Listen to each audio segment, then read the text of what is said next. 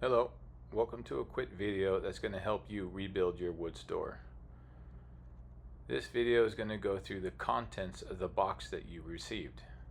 It's going to describe the parts in that box and later how you will use them. When you disassemble your current wood store, be sure to save as much hardware as you can. We've included some washers, nuts, and bolts in the new kit for any hardware that may have broken in the disassemble of your current wood store.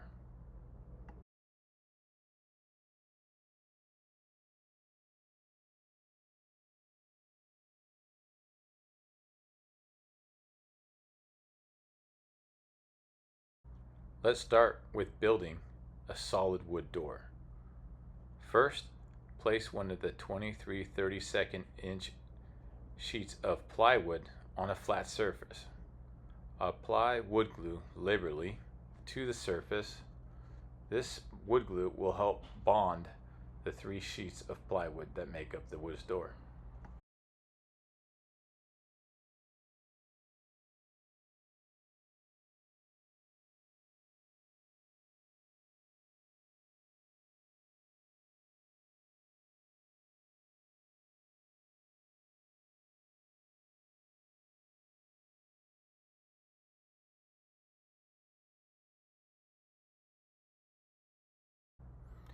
Now that that sheet of plywood has been glued, place the 1/4 inch sheet of plywood on top of that wood, and again repeat the process of applying wood glue to the surface of the 1/4 inch sheet of plywood.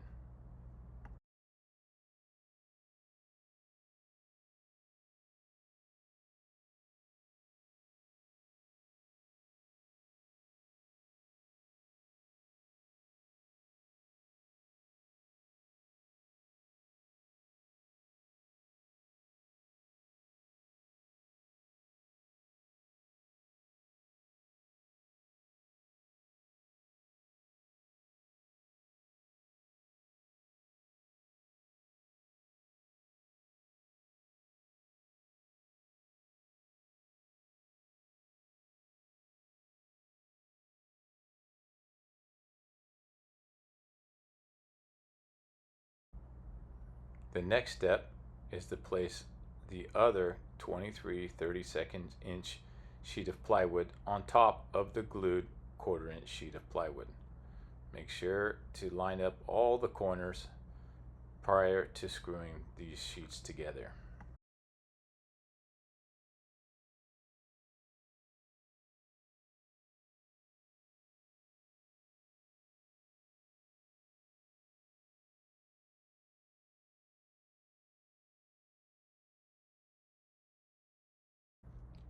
Using the 1 1/4 inch exterior screws, also known as deckmate screws, place screws approximately 1 foot apart around the exterior edges and then throughout the center of the door.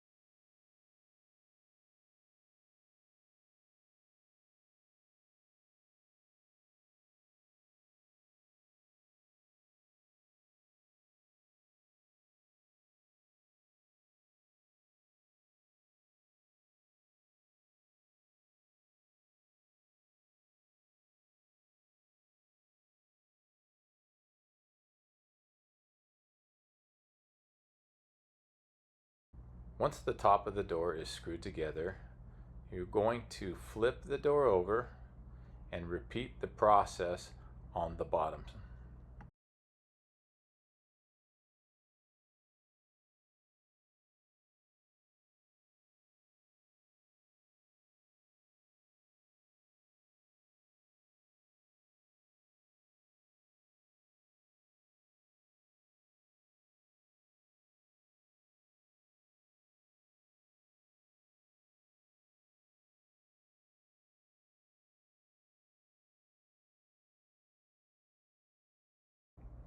Now that the door is built, it would be a good time to stain and protect the door with the provided wood sealer.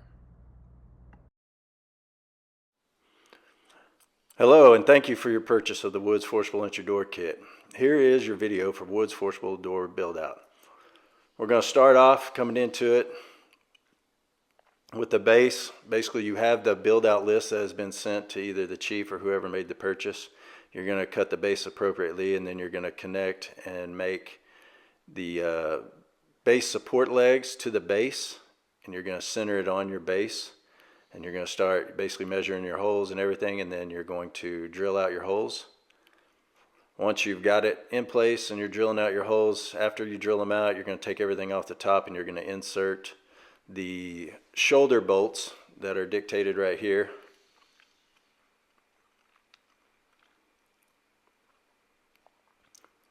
Once you've inserted those up through the stall mat that's on the base, you're going to lay the base back on top, which you've already cut, pre-cut. It's going to come back on top, and then your base supports will now be fitted onto the shoulder bolts that have been put from the bottom up.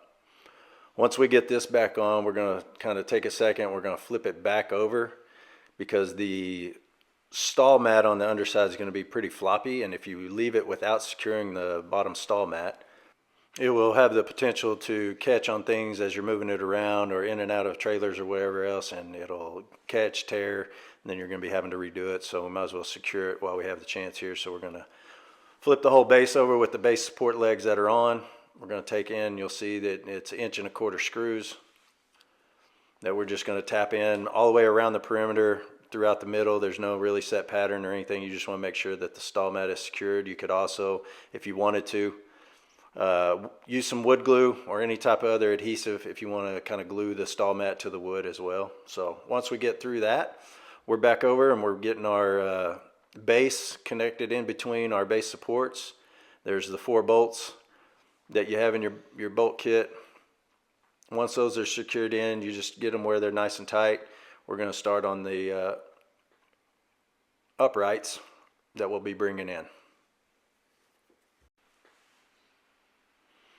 All right, we're fixing to bring in the uprights, and when we bring in the uprights, we're going to start basically pre-drilling. If you want, you can, once you get the upright into the base, you can see, if you have a large C-clamp, you can C-clamp it in to make sure it's secured. You want to make sure it's all the way down and secured in. Here's your lag that you're going to be using. We pre-drill every hole. That way it gives it a little bit easier on the impact, and you know, you're not wearing the drill out and everything. So basically, we're going to get the bottom outsides done first, and then we're going to bring in the header. You'll see here in just a second. We're going to put the header on, and we're going to get the outside of the headers. You can repeat the same process if you have C-clamps, and making sure they're all the way down and all the way out. Make sure it's squared and secured. Once you get the lags in from the exterior on that one, we're going to town as far as all the rest of the lags, pre-drilling everything and getting all the lags in. Now, as you see, we're going to be bringing in the lock side of the sleeve. So this is the jam side sleeve right here with the where you put your force wood in. We measure off 40 inches to the bottom of the lock slot that way, and then we're going to drill it in, pre-drilling and putting the other lags in here. And now you have your hinge side, and we're basically taking up the gap, splitting the gap, but you always want it to be about 4 inches off the base, and which should leave you, if you build it out accordingly, either leaves you 4 inches on top, 4 inches on bottom gap a little bit. So we're securing those in, and we're gonna, once you secure the 3 lags that are in the center, you have 3 lags on each side, which total is 6 lags. They're smaller size that you saw on the sheet, and then we're gonna hit it with a little lubrication on each hinge, and then we're got our washers that go on. It's not a must-have. If you lose one, it's not gonna necessarily take away from the function of the door, but it's just part of that hinge. So those come on, we've got, and we're placing the hinges now. Now we're bringing in the doors. One door at a time here. We'll get the door semi in place. We're going to bring over the door sleeve and slide it on. We're not securing the door sleeve to the door just yet. We're going to get it in place where it meets up with the lock, the jam side as well, and then we're just going to stick a 2x2. Doesn't matter how long or anything. You just want to get to where the door sleeve is secured with the wood but we're not going to drill the door sleeve yet. We're just going to use it so we have our spacing, and we're going to go back to our hinge side now. As far as spacing on the door sleeve, you can get in on the washers. If you want to make it extremely tight, just leave it out. But otherwise, it's always nice to have just a hair bit of a gap, that washer gap, when we're pressing it over and making sure it's tight on the hinges. As far as the hinges go, you saw the clamp there. We just use some smaller C-clamps. We secure each hinge down. That way when we're drilling it, it's not vibrating back and forth. And here's the final kind of seating that door to the jamb. We're going to make sure that each one's nice and tight. We still got the washer gap in there. We're going from the top, bottom to the top. And speak of the door size here, just as a disclaimer, you want to make sure you use a 36 by 80 door. You can go maybe just a little bit wider or a little bit shorter, but minimum to cover every hole of each hinge. The reason is that as soon as you expose some of the holes on the hinges, if you go a 32-inch door, you're going to get a lot of force and a lot of pryback on the bottom hinge especially, and it's going to bend out. So as a disclaimer, we cover pretty much everything, but if it's being used in pictures with a 32-inch door and your hinges are coming out, then you're going to have to own it a little bit. So just make sure you use a 36 by 80 door on these doors. Now we're just drilling away. We're going to drill every hole, and that you'll see in your bolt kit, you got your carriage bolts and your nuts and everything on washers on the back side, and you'll see here in a second. As far as the back side, here's your backside backer plate that we're going to secure, and it's going to have the washers and nuts on the backside, and we'll secure each one. It does help to have somebody on the other side holding those two and making sure that the carriage is seated into the hinge. It's squared off so it will seat in. Once we have our hinges set up and secured in just as you see now, we're going to go back over to the door sleeve. We're going to make sure that the door sleeve's about a 1/4 inch higher than the jamb. And then we're going to drill our holes and we're going to set in our carriage bolts. We want it to be about a 1/4 inch higher because naturally the weight of it, and being that we're dealing with wood, that it's going to seat down just a little bit. So it's going to give you that play where you're able to get your force wood in and out a lot easier versus just setting it straight up. So just remember to keep that door sleeve just about a 1/4 inch higher when you're setting it in. And another note on the door sleeve is that if, depending on the material you use to build your doors, how tight they are, getting that door sleeve on, the door sleeve might flare out a little bit, and you might have to use a large deep C-clamp to squeeze that door sleeve onto the door to be able to make the connection, get the nut started on that carriage bolt. So the reason is for that is if those carriage bolts are any longer, that when you close both doors together, the bolts would hit and would keep it from closing together. That concludes the build out video, and we appreciate your purchase, and here's our contact info. If you need us or any questions about anything, get a hold of us. You should now have all the tools and information you need to rebuild the woods door at your fire station. Enjoy.